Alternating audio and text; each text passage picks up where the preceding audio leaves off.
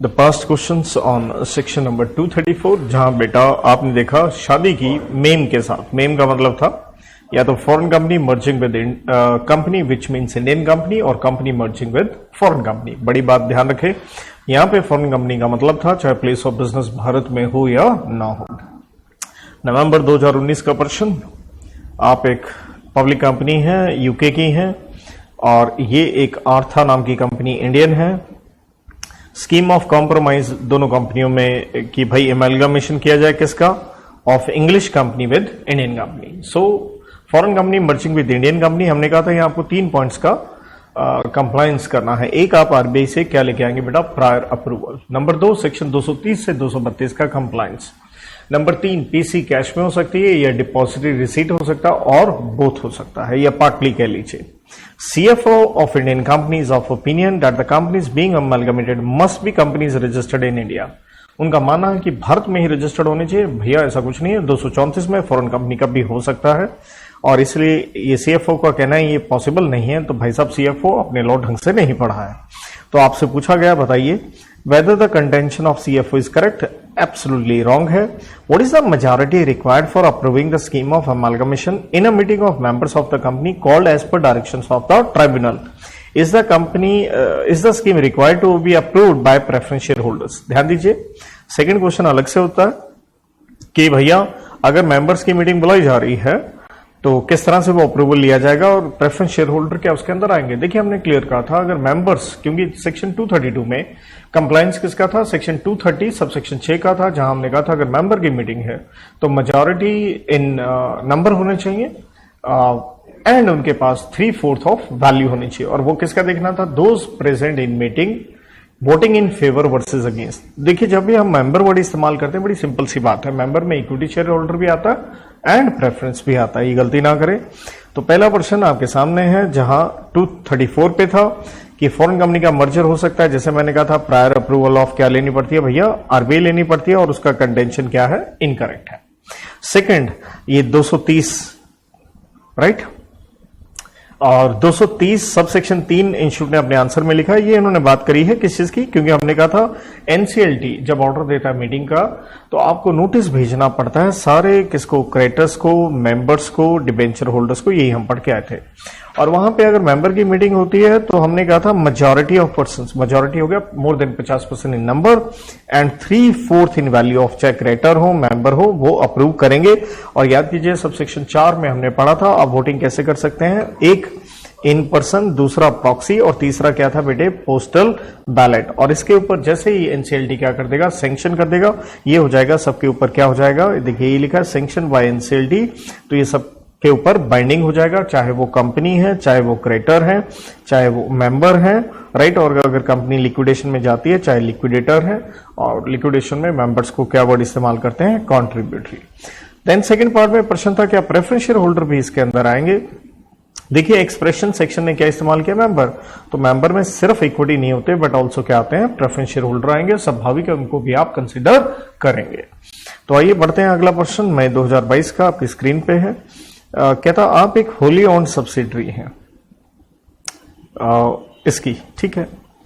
100% of equity shares fully paid of STC is held by HTC. तो understood है ये subsidiary company होगी और ये क्या होगी, होल्डिंग कंपनी होगी। और ध्यान दीजिएगा आप कौन सी सब्सिडरी में, होली ओन्ड, राइट।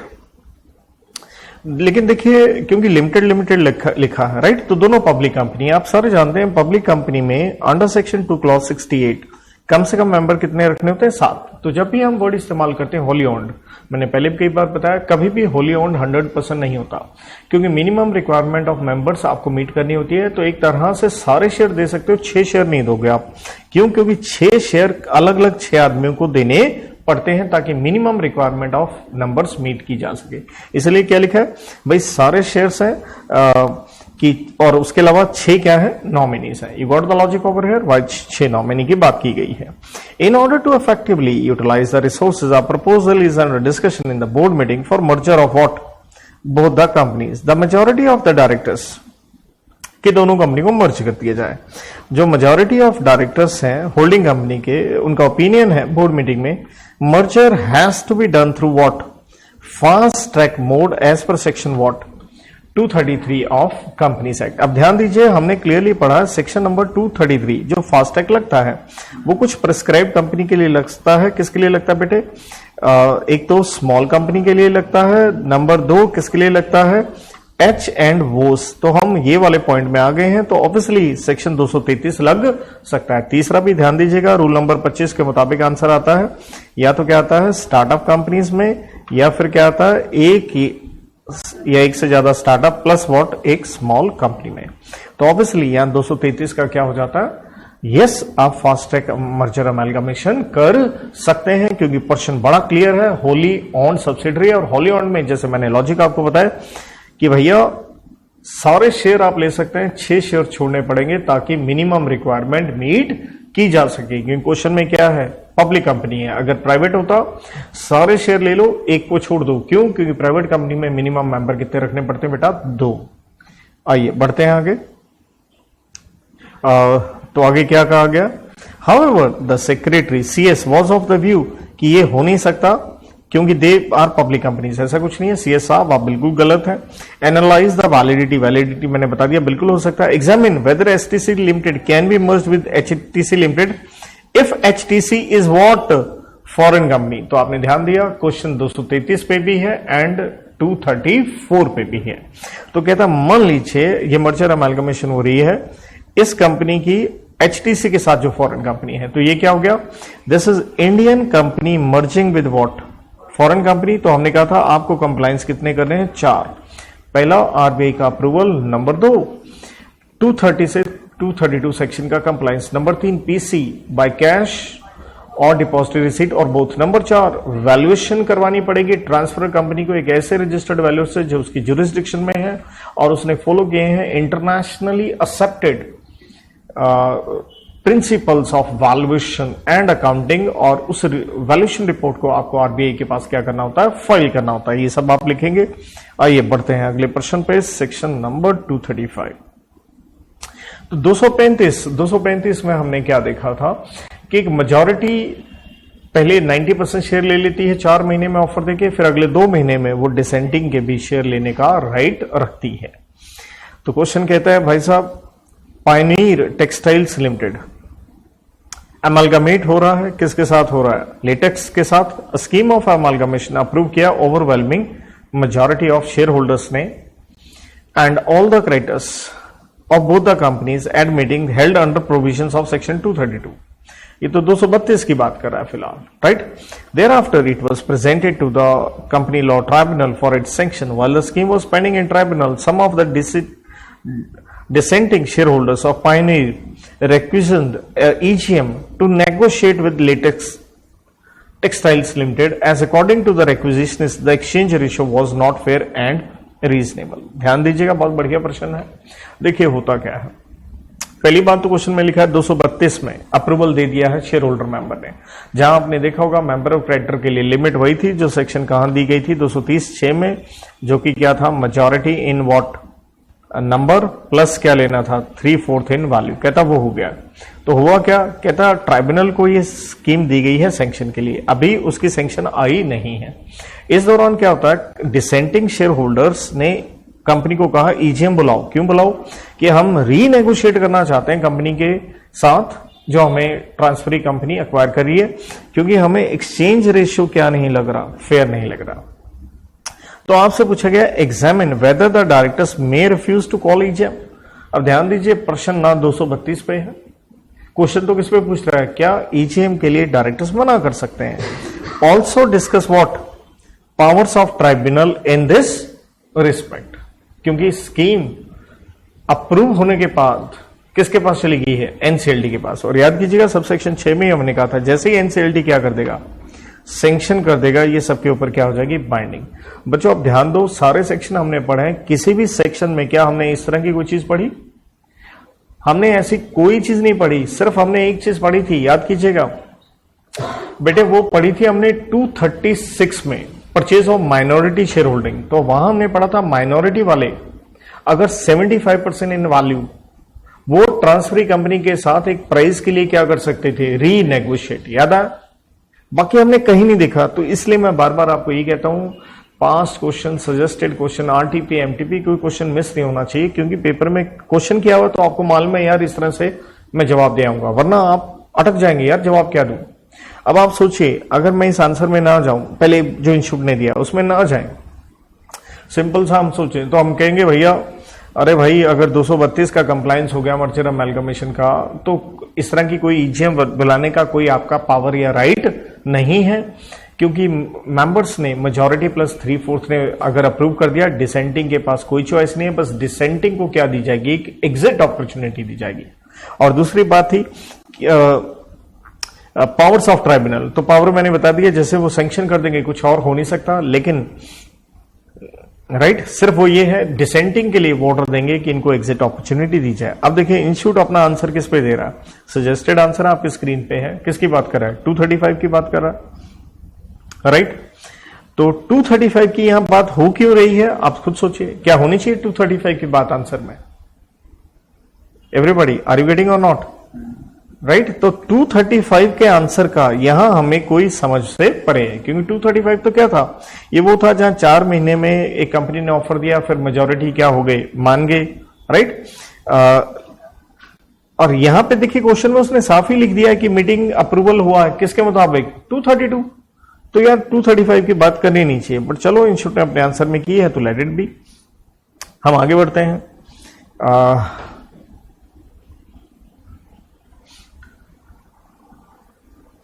हाँ, और दूसरी बात है 235 का, देखिए अगर थोड़ा याद हो आपको, याद कीजिएगा 235 में क्या होता था, 4 महीने में अगर 90%, यही था ना 90%, 9/10 इन वैल्यू अप्रूव कर दें, तो क्या होता था, ट्रांसफरी कंपनी जो पीछे कौन बच गए, डिसेंटिंग, कितने बच गए, 10%, उसको 2 महीने में एक फर्दर ऑफर दे सकती थी।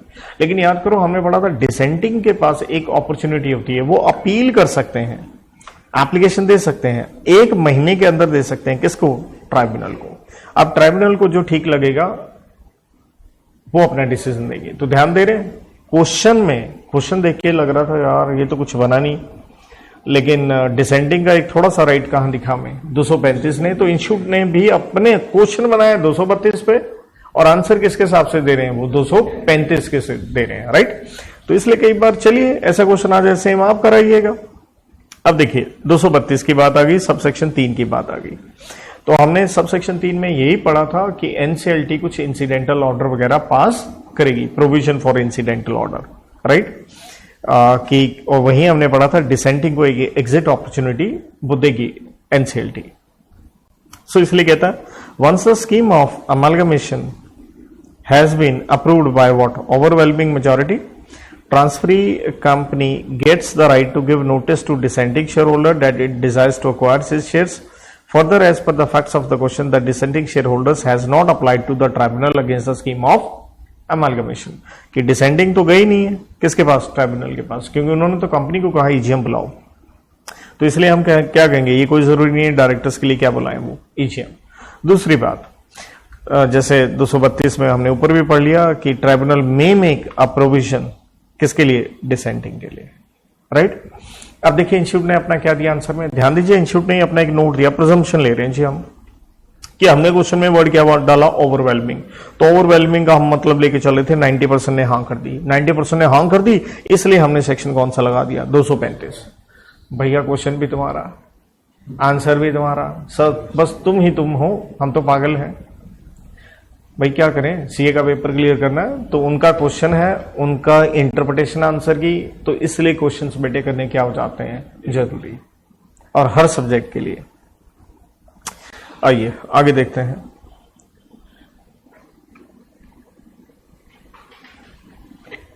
यहां कहता है 236 purchase of minority share holding, तो 236 आपको याद होगा कि 90% ऑलरेडी यहां पे इंटरेस्टिंग था इक्विटी शेयर, और वो भी कौन से, इश्यूड, यहां पे पेड अप नहीं था, किसी एक्वायरर के पास है, किसी पर्सन के पास है, ग्रुप है या कंसर्ट है, तो उनको यहां फ्री स्टाइल पावर थी, वो माइनॉरिटी 10% के शेयर ले सकते हैं और माइनॉरिटी मना नहीं कर सकता। नवंबर 2020 का पर्सन है, as part of amalgamation Harsha limited acquired 90% of, साफ लिखा है देखिए, इश्यूड, यही थी हमारी लिमिट, अनन्या लिमिटेड की। The issued subscribed and paid up capital of company is 100 crore. तो ये कहता है out of the remaining minority shareholding of Ananya limited 8 crore already किसके पास है, are held by mister Raju. Raju satisfied नहीं है विद द अमाउंट डिसाइडेड। अब ध्यान दीजिए, साफ लिखा है क्वेश्चन में, issued subscribed and paid up capital कितनी है, 100 करोड़ है, राइट। कितनी है, 100 करोड़। 100 करोड़ में से आपने कितना ले लिया, 90%। पीछे कितना बच गया फिर, 10% इज इक्वल टू 10 करोड़। अरे यस और नो।